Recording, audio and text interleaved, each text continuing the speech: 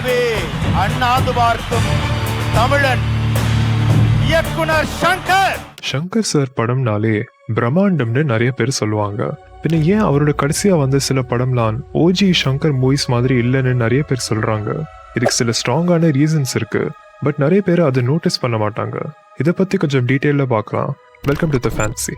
ஷங்கர் சாரோட ரீசெண்டான படங்களுக்கு அவர் ஏர்லி ஸ்டேஜ்ல எடுத்த படம் அளவுக்கு ஏன் இம்பாக்ட் கொடுக்க மாட்டேங்குதுன்னு அண்டர்ஸ்டாண்ட் பண்ணணும்.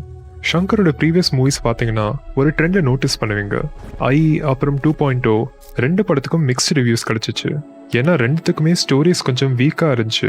2.0 பல வருஷமா ஹைப் பண்ணுறதுக்கு அப்புறமா கடைசியில் படம் எந்திரனோட ஒரு பேரடி மாதிரி இருந்துச்சு. ஒரு ஸ்பிரிட்டை வச்சு ஸ்மார்ட் ஃபோன் கண்ட்ரோல் பண்ணுற வில்லனு, அப்புறம் கடைசியில் பிளாட் ட்விஸ்ட்க்கு 3.0ன்னு சொல்லிட்டு குட்டி சிட்டிஸை கொண்டு வர்றது. ஆனஸ்டா ஷங்கர் இந்த கதை எழுதுறப்போ என்ன நினச்சிக்கிட்டு இருந்தாருன்னு தெரியல. ஏன்னா 2010ல் வந்த எந்திரன் படம் அந்த டைம்ல பார்க்க வேற லெவலா இருந்துச்சு. ஷங்கர் சாரோட ரீசெண்ட் ஒர்க் இப்படி இருந்தா அவருக்கு எப்படி இவ்வளோ ரெக்கக்னிஷன் கிடைச்சிச்சு? அவரோட முதல் படம் ஜென்டில்மேன்ல இருந்து ஸ்டார்ட் பண்ணி அவர் டைரக்ட் பண்ண அடுத்தடுத்த படம் தமிழ் சினிமால கிளாசிக்ஸா ஆயிடுச்சு.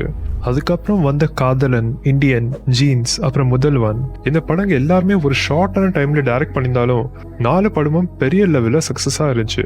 ஷங்கர் ஒரு யூனிக்கான ஸ்டைல டைரக்ட் பண்ணுவாருன்னு அப்போவே எல்லாருக்கும் தெரிஞ்சிருச்சு. ஏன்னா அவர் படத்துல ஏதாவது புது ஆர்ட் டெக்னிக்ஸ் இல்லை விஎஃப்எக்ஸ் டெக்னாலஜியை தமிழ் சினிமாக்கு காட்டணும்னு நினைப்பாரு. ஃபார் எக்ஸாம்பிள் சொல்லணும்னா அந்த டைம்லயே அவர் எடுத்த பாய்ஸ் படத்துல டைம் ஃப்ரீஸ் டெக்னிக்கை சாங்ல அழகா காட்டியிருப்பாரு. இந்த மாதிரி ஒவ்வொரு படத்திலும் ஒவ்வொன்று இருக்கும். 2000ஸ்ல அன்னியன், அப்புறம் சிவாஜி த பாஸ் மாதிரி ஐகானிக்கான ஃபிலிம்ஸை டைரக்ட் பண்ணாரு. பட் 2010ல எந்திரன் ஒரு பெரிய சக்சஸ் ஆயிட்டு அவரோட கேரியரோட பீக்ல இருக்கிறப்போ பிஹைண்ட் த சீன்ஸ்ல அவருக்கு ஒரு சேஞ்ச் நடந்துச்சு.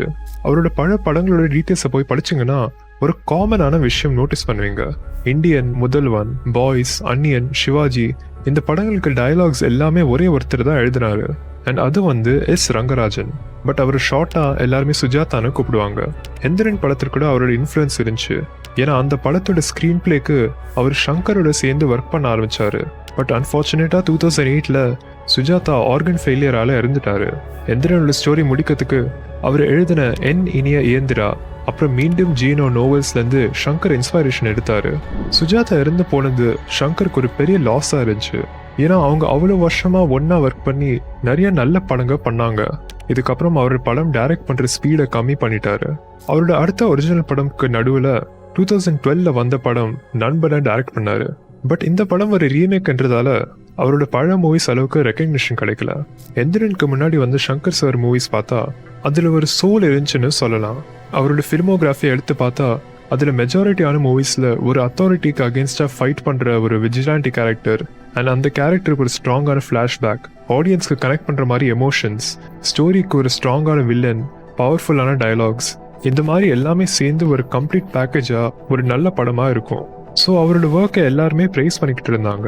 2015ல வந்த படம் தான் அவருக்கு ஒரு டெஸ்டா இருந்துச்சு. ஏன்னா இவ்வளோ வருஷமா அவர் சுஜாதாவோட ஒர்க் பண்ணுறதுக்கு அப்புறமா இப்போ அவரோட ஒர்க் ஸ்டைலை மாற்ற வேண்டியதாக இருந்துச்சு. 2012ல ஆரம்பிச்சு 3 இயர்ஸாக இந்த படத்தில் ஒர்க் பண்ணாரு.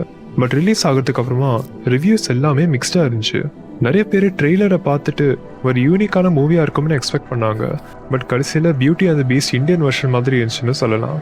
அண்ட் இந்த படத்தில் பழைய ஷங்கர் சார் மூவிஸில் வந்து சாட்டிஸ்ஃபேக்ஷன் கிடைக்கலன்னு சொல்லணும். அவரோட அடுத்த படம் 2.0க்கு கூட சிமிலர் இஷ்யூஸ் வந்து சஃபர் பண்ணுச்சு. ஷங்கர், ஏஆர் ரஹ்மான், அப்புறம் ரஜினி சார், இவங்க 3 பேரும் திரும்பவும் சேர்ந்து எந்திரனுக்கு ஒரு சீக்வல் கொண்டு வராங்கன்னு நம்ம எல்லாருமே ஹைப்டாக இருந்தோம். பட் இந்த மூவி ஸ்டோரி, ஸ்க்ரீன் பிளே எல்லாத்துலேயும் வீக்காக இருந்துச்சு. இவ்வளோ டைமும் பட்ஜெட்டும் இன்வெஸ்ட் பண்ணியும் படம் எப்படி இருந்தா கண்டிப்பாக ஷங்கர் எங்கேயோ ஃபெயில் பண்ணுறாரு. அவர் சாங்ஸ் அண்ட் படத்தை பிரம்மாண்டமாக காட்டுறதுலாம் ஓகே தான்.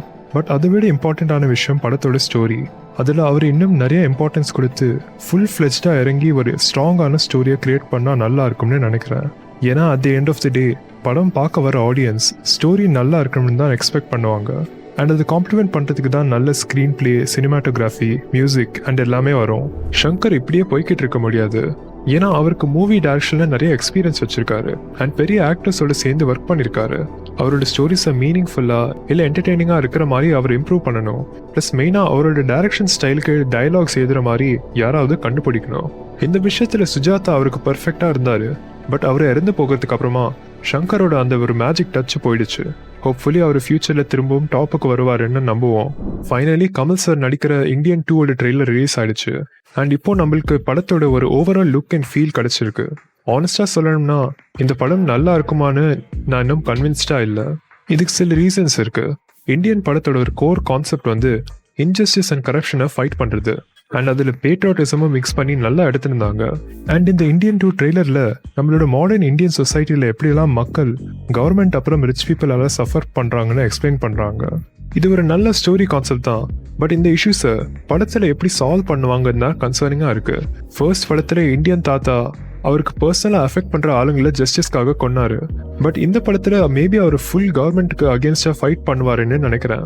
சப்போஸ் அப்படி இருந்தால் இவ்வளோ பெரிய சொசைட்டல் இஷ்யூஸ் அவங்க எந்த வழியில் எடுத்து சால்வ் பண்ணுவாங்கன்னு தெரியல. சும்மா ஒரு சிங்கிள் மெயின் வில்லனை வச்சுட்டு அவனை கொல்ற மாதிரி இருந்தால் அதில் எந்த லாஜிக்கும் இருக்காது. இன்னொரு கன்சர்னிங்கான விஷயம் என்னன்னா, ஃபர்ஸ்ட் படத்தில் அவரோட ஏஜ் கிட்டத்தட்ட 75 கிட்டே இருந்துச்சு. அந்த பேசிஸில் பார்த்தா இப்போ 2020s அவரோட ஏஜ் 100 தாண்டி இருக்கும். இவ்வளோ வயசான கேரக்டர் ஆக்ஷன் சீக்வன்ஸில் காட்டினா அது கன்வின்சிங்காக இருக்கணும். பட் ட்ரெய்லரில் அவர் சட்டையை பறக்க விட்டு சண்டை போடுற மாதிரி சில ஷார்ட்ஸை பார்த்ததும் பர்சனலாக எனக்கு டிசப்பாயிண்ட் ஆயிடுச்சுன்னு சொல்லி ஆகணும். மேபி படம் பார்த்தா அப்புறம் இந்த கொஸ்டினுக்கு ஆன்சர் கிடைக்கும். இந்தியன் 2 ரொம்ப லென்த்தாக போகிறதால அது பாதியை ஸ்பிளிட் பண்ணிட்டு இந்தியன் 3 கிரியேட் பண்ணியிருக்காங்க.